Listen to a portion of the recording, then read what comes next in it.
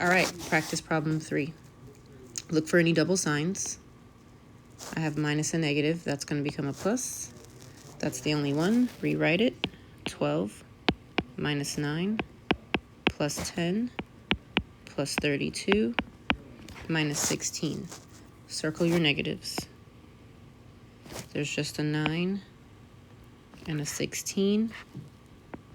What is that? 15, 25. So I have 25 negatives. Box my positives. So 32 and 10 is 42. 52, 54. Positives. Signs are different. I subtract. 9. So 29.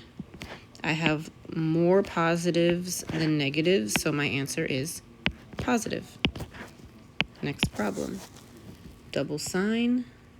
It's a plus minus. That just means minus. Rewrite it. 52 minus 12 minus 18. Circle my negatives. 12 and 18 is 30 negatives.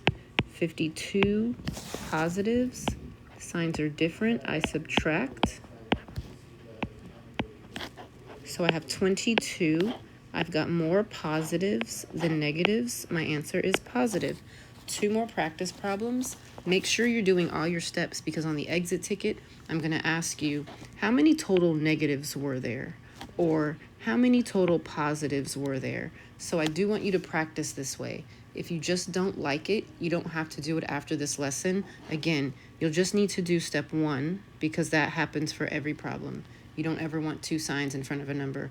But if you don't like this way, you don't have to do it moving forward. I just want to make sure you understand it because sometimes it can be helpful.